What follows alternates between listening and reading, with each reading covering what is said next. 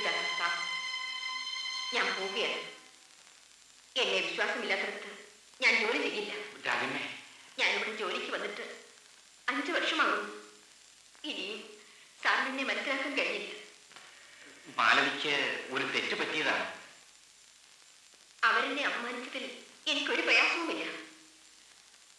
അവരുടെ സ്വഭാവം എനിക്കറിയാം. എന്റെ സ്വഭാവം നിങ്ങൾക്ക് എങ്ങനെ അറിയാം? നിങ്ങൾ മിണ്ടിപ്പോകരുത്. ഈ നിമിഷം മുതൽ ഞാനിവിടുത്തെ ചമ്മളക്കാരിയെല്ലാം ഓർമ്മിച്ചുകൊണ്ടേ സംസാരിക്കാം. എന്നെ അപമാനിക്കാൻ ഇത്തരക്കാരിയായ വ്യക്തിക്ക് സാറ് കൂട്ടുനിന്നതിൽ എനിക്ക് ദുഃഖമുണ്ട്. സാർ, ഞാൻ അഭിമാനമുള്ള ഒരു സ്ത്രീയാണ്. കൂടുതലൊന്നും ഞാൻ പറയുന്നില്ല. മറ്റാരെങ്കിലുമായിരുന്നെങ്കിൽ കാരണക്കുട്ടി അടിച്ചു കിടക്കിയാണ്. ടിക്കറ്റ് കണ്ടെന്ന് വെച്ച് ആളെ സംശയിക്കണം.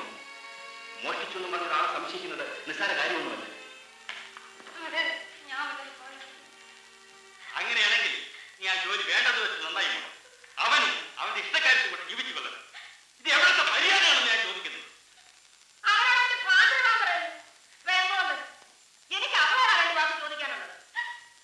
ആരോടാ?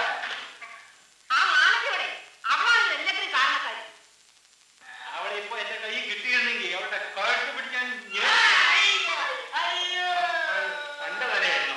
ഞാൻ ആവേശം കൊണ്ട് ചെയ്തു പോയതാണ്.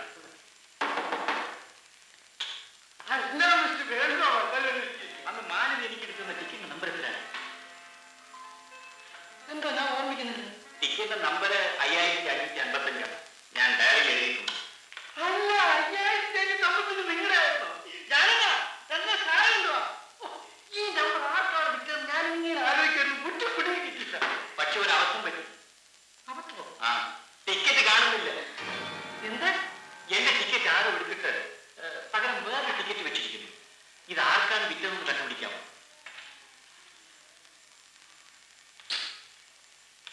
ഇത് കണ്ടുപിടിക്കാൻ ഒരു മാർഗവുമില്ലേ? ഇത്രയും ടിക്കറ്റ് വിറ്റോണ്ടിരിക്കുമ്പോ ഇത് ആർക്കാണ് വിറ്റത് എങ്ങനെ ഓർമ്മ വയ്ക്കുക? ആരോ എന്റെ ടിക്കറ്റ് എടുത്തിട്ട് വേറെ ടിക്കറ്റ് വെച്ചതാണ്. അതിന് സംശയമില്ല. ഇനി നിങ്ങളുടെ ശമ്പളക്കാർ വല്ലവരും വല്ല ബുദ്ധിമോശം കാണിച്ചാണോ? അവരാരും ഒന്നും ചെയ്യേ. പിന്നെ വേറെ ടിക്കറ്റ് എങ്ങനെ അവിടെ വന്നു? ഏതായാലും 5555 എന്ന നമ്പറുള്ള ടിക്കറ്റാണ് നിങ്ങൾ എനിക്ക് തന്നത് എന്നത് സത്യമല്ല. 45 എന്ന് നിങ്ങൾ പറയുകൂടി ചെയ്തോളൂ. ശരിയാണ്, ശരിയാണ്, ഞാൻ ഓർമ്മിക്കുന്നു. അക്കാര്യത്തിൽ ഒരു സംശയമില്ല. ഞാൻ പോലീസിൽ പെറ്റീഷൻ കൊടുക്കാൻ പോകുന്നു. ഏതായാലും ഒന്ന് ചോദിച്ചിട്ട് ആരാവട്ടെന്ന് കരുതി, അത്രേ ഉള്ളൂ. പോലീസിൽ പെറ്റീഷൻ കൊടുത്താൽ വേറെ കുഴപ്പമില്ല മിസ്റ്റർ വേണുഗോപാൽ. എന്ത് കുഴപ്പം? നമ്മൾ പോലീസിൽ പെറ്റീഷൻ കൊടുത്താൽ ടിക്കറ്റ് എടുത്തയാൾ അത് കീറിക്കളഞ്ഞാൽ നമ്മൾ ചെയ്യും. മോഷണ കേസിൽ കുടുങ്ങണ്ടെന്ന് കരുതി അയാൾ നശിപ്പിക്കാൻ പാടില്ലെന്നില്ല. അങ്ങനെ വരുമ്പോൾ രൂപ അയാൾക്കും കിട്ടിയില്ല, നമുക്കും കിട്ടിയില്ല. എന്താ, അങ്ങനെ സംഭവിക്കാൻ പാടില്ലെന്നുണ്ടോ? ശരിയാണ്. അങ്ങനെ സംഭവിക്കാതിരിക്കാൻ ഞാൻ ഒരു ബുദ്ധി ഉപദേശിച്ചു തരാം.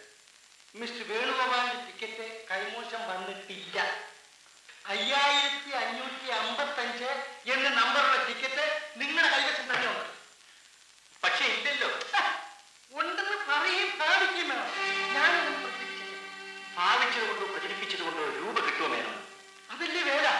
മിസ്റ്റർ വേണുഗോപാലിന് 1ാം സമ്മാനം ലഭിച്ചു എന്ന് പറഞ്ഞ് നമ്മൾ വലിയ അനുമോദന സമ്മേളനം നടന്നു.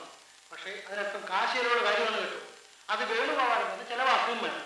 അങ്ങനെ സമ്മേളനം നടക്കുമ്പോൾ നമ്മുടെ ടിക്കറ്റ് കൈവശമുള്ള വെറുതെ ഇരിക്കും.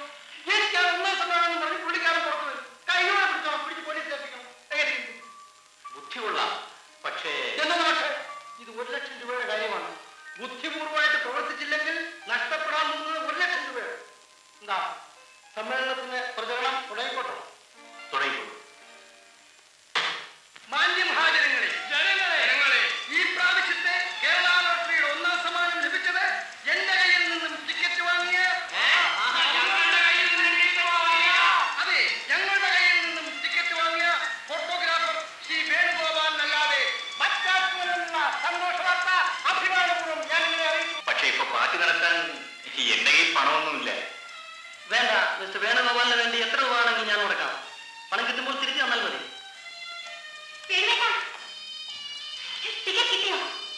ആ, കിട്ടി.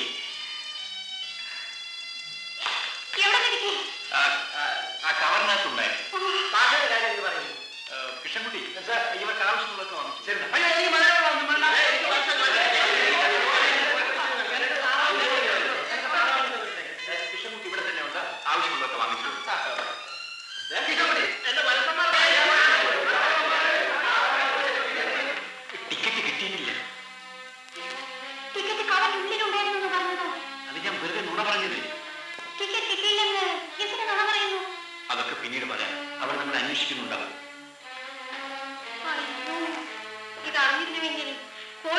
പൊറോട്ടയ്ക്ക് ഒന്നും ഞാൻ ഓർഡർ കൊടുക്കില്ലായിരുന്നല്ലോ.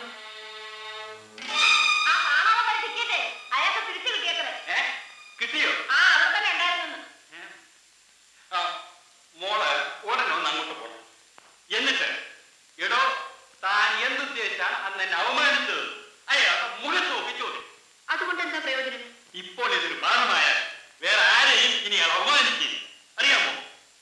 എന്നെ അപമാനിച്ചതിൽ അദ്ദേഹത്തിന് വലിയ ഉത്തരവാദിത്വമൊന്നും ഇല്ലച്ച. ആ മാനവിയാണ് ഇതെല്ലാം കാരണക്കാരി. പറഞ്ഞതുപോലെ അവളാണ് ഉപരാട്ടവൾ. അവളെ ഇപ്പോൾ എന്റെ കയ്യിൽ കിട്ടിയിരുന്നെങ്കിൽ വെടരി പിടിച്ച്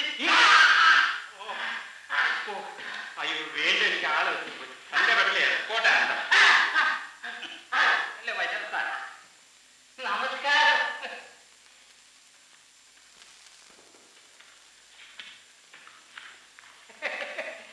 സാറിന് ഞങ്ങള് പരിചയമുണ്ടോന്ന് തോന്നുന്നില്ല.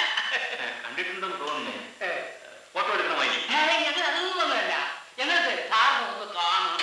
എന്താ വിശേഷം? ഇരിക്കും.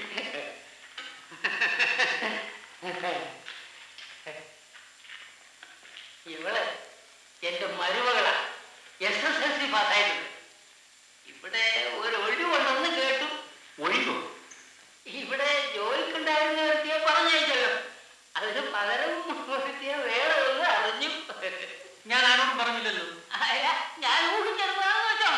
പക്ഷേ ആ ജോലി എന്റെ ഈ മരുമകൾക്ക് കൊടുക്കണം. ആ പിരിഞ്ഞുപോയ പെൺകുട്ടിയെ തന്നെ തിരിച്ചു വിളിക്കണമെന്ന് തീരുമാനിച്ചിരിക്കുകയാണ് ഞാൻ.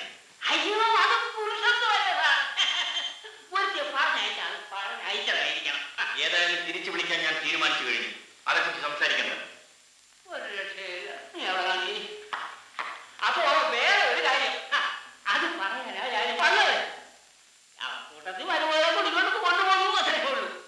പിന്നെ സാറ് ചെറുപ്പമാണ്. അല്ല, ഈ ചെറുപ്പകാലത്ത് കൂട്ടുകെട്ടും ധൂർത്തടിയൊക്കെ ഉണ്ടായിരുന്നു വരും. അതെങ്ങനാ? എനിക്കങ്ങനെ കൂട്ടുകയും കൂട്ടുകെട്ടും ഒന്നുമില്ല. ഞാൻ പറയട്ടെ, ഈ ചെറുപ്പക്കാർക്ക് 1-2 ലക്ഷം രൂപ ഒക്കെ നഷ്ടപ്പെടുത്താൻ വലിയ സാമർത്ഥ്യമൊന്നും വേണ്ട. വല്ലതും കുറെ തുക ഇത് ഇടയ്ക്കൊന്ന് സ്ഥാപിച്ചിട്ടിരുന്നാൽ അത് നഷ്ടപ്പെടാതെ കഴിയും. അല്ല, ഞാൻ പറഞ്ഞത് തെറ്റാണോ അത് സാറോടാണ്? ഇതുവരെ പറഞ്ഞത് തെറ്റൊന്നുമില്ല. ഇല്ലല്ലോ. എന്നാ ഇനി ബാക്കി കൂടി പറയാം. സാറിന് ലോട്ടറി അടിച്ചെന്ന് കേട്ടു. ആ രൂപ വെറുതെ നാനാവിധ ബാക്കി കളയരുത്. അങ്ങനെ ആരെങ്കിലും ചെയ്യുമോ? ചെയ്യും. ഒരിടത്ത് ഒരു 4 ലക്കം തെങ്ങന്തോപ്പ് ഒറ്റ ലക്കമായിട്ട് കിടക്കുക. നനയാ ഭൂമിയാ. തെങ്ങന്തോപ്പ് എന്ന് പറഞ്ഞാൽ അതാണ് സാക്ഷാ തെങ്ങന്തോപ്പ്. അതവർ കൊടുക്കാൻ പോവുക. സാർ അത് വാങ്ങണം. 1000 വിലക്ക് കാര്യം നേരെയാക്കി തരുന്നതായി ഞാൻ. കാര്യമൊക്കെ കൊള്ളാം, പണം കൈ കിട്ടട്ടെ. ഇപ്പൊ വേണ്ടതേ. സാറിന് ഒറ്റ വാക്ക് മതി. സാറിന് വാക്ക് തരാമോ? അതാരും രാജിക്കൊണ്ട് പോകാതെ തടഞ്ഞു വെക്കുന്ന കാര്യം ഞാൻ ഏറ്റു. പലരും നോട്ട വിട്ടിരിക്കുക സാറേ. ഭയങ്കര പിടിവലിക്കുക. ഏതായാലും കാരണം പോയിട്ട് വരണം. ഇനി ഇതെന്താ സാർ ചെയ്യേണ്ടത്? ഇതാ ഫ്രെയിം ഫിക്സ് ചെയ്തേക്കും, കളർ ചെയ്യണം. അപ്പോ നമ്മുടെ കാര്യം നമുക്ക് ആലോചിക്കാമേ. ആലോചിച്ചതൊന്നുമില്ലതേ. ഞാൻ വാക്കുറപ്പിച്ചോട്ടെ. വാക്കുറപ്പിക്കുന്നൊക്കെ പണം കിട്ടിയിട്ട് മതി. ഇല്ല, സാറിന് എനിക്ക് വിശ്വാസമാണ്. ഞാൻ വാക്കുറപ്പിച്ചിരിക്കുന്നു. അപ്പോ ഞങ്ങൾ ഇറങ്ങട്ടെ. അങ്ങനെ ആട്ടെ. പോകാം മോളെ.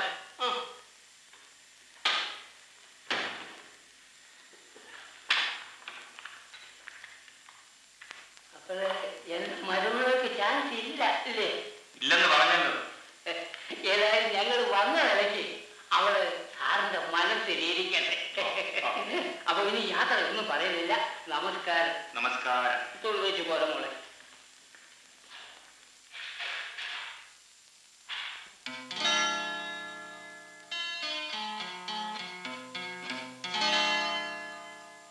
അങ്ങനെ നമ്മുടെ മുനിസിപ്പൽ അതിർത്തിയിൽ ആദ്യമായി കേരള രാഷ്ട്രീയുടെ 1ാം സമ്മാനത്തിൽ അർഹനായ ശ്രീ വേണുഗോപാലനും അദ്ദേഹത്തിന് ടിക്കറ്റ് കൊടുത്ത ലോട്ടറി മേനോൻ എന്ന സുപ്രസിദ്ധനായ ശ്രീ ഭാസ്കരമേനോനും ഈ നാട്ടുകാരുടെ ഏവരുടെയും അഭിമാന സാധനങ്ങളാണെന്നുള്ള കാര്യം ഞാൻ പറയാതെ തന്നെ നിങ്ങൾക്ക് ഏവർക്കും അറിവുള്ളതാണല്ലോ. നിങ്ങൾക്ക് ഏവർക്കും ബോധ്യമുള്ളതാണ്.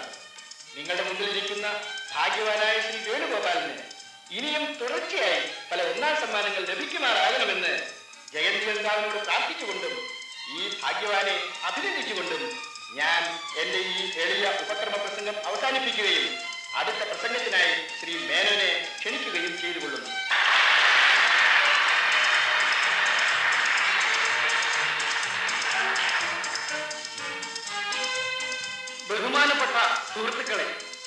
ഇന്ന് നിങ്ങൾ ഞങ്ങൾക്ക് തന്ന കൃത്യവും ഗംഭീരവുമായ സ്വീകരണത്തിന് ആദ്യമായി നന്ദി രേഖപ്പെടുത്തിക്കൊള്ളു. സുഹൃത്തുക്കളെ, ഇനി നമുക്ക് സുദിനമാണ്. സുദിനങ്ങൾ പലപ്പോഴും പല വിധത്തിലാണ്. ഒരു മന്ത്രിസഭ അധികാരം ഏറ്റെടുക്കുമ്പോഴും അധികാരം ഒഴിഞ്ഞു പോകുമ്പോഴും നാം സുദിനമായി അതിനെ കണക്കാക്കണം. എന്നാൽ ഇന്നത്തെ സുദിനം അങ്ങനെയല്ല. നമ്മുടെ മുമ്പിൽ നിൽക്കുന്ന ഈ തങ്കക്കുടത്തിനെ എങ്ങനെ സംഭാവന ചെയ്യണമെന്ന് എനിക്ക് അറിഞ്ഞൂടാ. ഈ തങ്കക്കുടത്തിന് ഇത് പോരാ, ഈ എരോഗോളത്തിന് ഉത്തരവ്. ക്ഷമിക്കണം, ഇവരോടൊരു കാര്യം ചോദിക്കാൻ. നിങ്ങൾക്കാണോ ഫസ്റ്റ് പ്രൈസ് കിട്ടിയത്? അതെ സാർ. ആ ടിക്കറ്റ് എടുക്കും. ടിക്കറ്റ് സ്റ്റുഡിയോയിലുണ്ട്. അത് നിങ്ങൾക്ക് എങ്ങനെ അറിയാം? സാർ, ഞാനാണ് ഇതിനെ ടിക്കറ്റ് വിറ്റത്. ആ, ടിക്കറ്റ് സ്റ്റുഡിയോയിലുണ്ടെന്നല്ലേ നിങ്ങൾ പറഞ്ഞത്? അപ്പോൾ നിങ്ങൾ രണ്ടുപേരും എന്റെ കൂടെ സ്റ്റുഡിയോയിലേക്ക് ഒന്ന് വരണം. എനിക്ക് ആ ടിക്കറ്റിന്റെ നമ്പർ കാണും.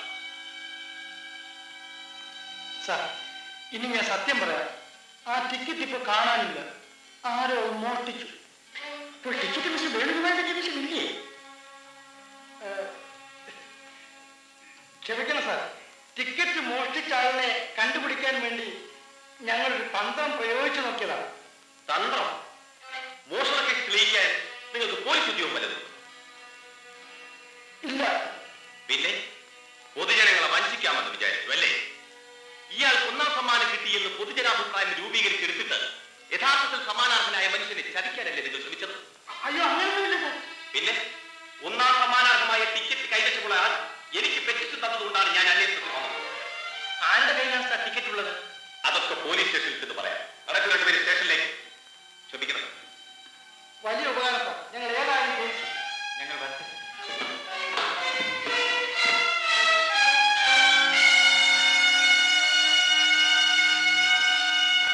മാന്യ സുഹൃത്തുക്കളെ, ഇതുവരെ നിങ്ങളോട് ഞാൻ പറഞ്ഞതെല്ലാം പിൻവലിച്ചിരിക്കുന്നു. നമ്മുടെ മുനിസിപ്പൽ അതിർത്തിയിലുള്ള ഇത്ര ഭയങ്കരന്മാരായ വഞ്ചകന്മാരുടെ പേരിൽ ഞാൻ ലജ്ജിക്കുന്നു, ദുഃഖിക്കുന്നു. ഇത് എന്റെ ടിക്കറ്റ് തന്നെയാണ്. ഈ ടിക്കറ്റ് സാറിന് എങ്ങനെ കിട്ടി? അതെ, നിങ്ങളോട് മിണ്ടാതെ നിൽക്കണം. ഈ ടിക്കറ്റ് നിങ്ങളുടേതാണെന്നുള്ളതിന് എന്താണ് തെളിവ്? ഇതിന്റെ നമ്പർ എന്റെ ഡയറിയിൽ ഞാൻ കുറിച്ചിട്ടുണ്ട് സാർ. നിങ്ങളുടെ ഡയറിയിൽ നിങ്ങൾ കുറിച്ചിട്ട നമ്പർ വലിയ തെളിവൊന്നുമല്ല. ഫലം പ്രഖ്യാപിച്ചതിന് ശേഷം നിങ്ങൾ കുറിച്ചിട്ടതാണെന്ന് ഞാൻ പറഞ്ഞാൽ അല്ലെന്ന് നിങ്ങൾ തെളിയിക്കാം. തെളിയിക്കാമെന്ന് ചോദിച്ചാൽ ഈ ടിക്കറ്റ് ഇദ്ദേഹത്തിന് വിറ്റ് ഞാൻ സാക്ഷിയാണ് സാർ. നിങ്ങൾ ഇയാളുടെ കൂട്ടുകാരനല്ലേ? അപ്പോൾ ഇയാളുടെ അനുകൂലമായിട്ടില്ലേ നിങ്ങൾ പറയും? വേറെ സാക്ഷികളുണ്ട് സാർ. ആ സാക്ഷികളെല്ലാം നിങ്ങൾ സ്വാധീനിച്ചതാണെന്ന് എതിർകക്ഷി പറഞ്ഞാൽ നിങ്ങൾ ചെയ്യും. സാർ, എന്റെ ടിക്കറ്റ് മോഷണം പോയി എന്നുള്ള സത്യമാണ്. ഞങ്ങൾ എന്ത് ചെയ്യണം? ഒന്നാമതായി നിങ്ങൾ ചെയ്യേണ്ടിയിരുന്നത് ഇവിടെ പരാതി എഴുതി തരിക എന്നുള്ളതായി. എന്തുകൊണ്ട് ചെയ്തില്ല? പരാതിപ്പെട്ടെന്നറിഞ്ഞാൽ ടിക്കറ്റ് കൈവശമുള്ളയാൾ അത് നശിപ്പിച്ച് കളഞ്ഞേക്കുമോ എന്ന് പേടിച്ചാണ് ഞങ്ങളത് ചെയ്യാതിരുന്നത്. നിങ്ങൾക്ക് രഹസ്യമായി ഇവിടെ ഒന്ന് പറയാമായിരുന്നല്ലോ. അതുപോലും നിങ്ങൾ ചെയ്യാതിരുന്നത് ഈ ടിക്കറ്റ് നിങ്ങളുടേതല്ല എന്നുള്ളതിന് ഏറ്റവും വലിയ തെളിവാണ്. സാർ, ഇങ്ങനെ പറയുന്ന സങ്കടമാണ്. ഈ ടിക്കറ്റ് ഞാൻ പണം കൊടുത്ത് വാങ്ങിച്ചതാണ്. അവരേക്ക് പോയി.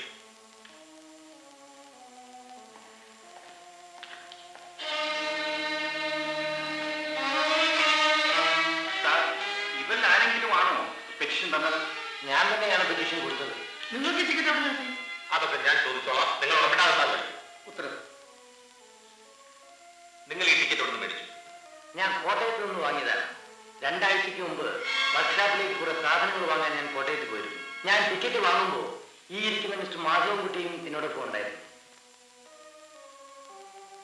ശരിയാണ്, നിങ്ങളും ഉണ്ടായിരുന്നു. സാർ. ആരോടാണ് നിങ്ങൾ ഈ ടിക്കറ്റ് വാങ്ങിയത്? ആളിന് നല്ല പരിചയമില്ല. ഞങ്ങളൊരു കടയിൽ നിന്ന് കാപ്പി കുടി കഴിഞ്ഞ് പുറത്തേക്ക് ഇറങ്ങിയപ്പോൾ ഒരു ചെറുപ്പക്കാരൻ നിന്ന് ടിക്കറ്റ് വിൽക്കുന്നുണ്ടായിരുന്നു. ആ ചെറുപ്പക്കാരൻ ആരാണെന്ന് നിങ്ങൾക്കറിയില്ല? ഇല്ല, കണ്ടാൽ ചിലപ്പോൾ തിരിച്ചറിഞ്ഞു വരും. അതെ, ഈ ടിക്കറ്റ് ഇയാളുടേതാണെന്ന് പറയുന്നതിനെ പറ്റി നിങ്ങളുടെ അഭിപ്രായം എന്താണ്? ഞാൻ എന്ത് പറയാനാണ്? അതിപ്പോ സാറിന്റെ എന്ന് പറഞ്ഞു കഴിഞ്ഞാൽ ഞാൻ എന്ത് ചെയ്യും?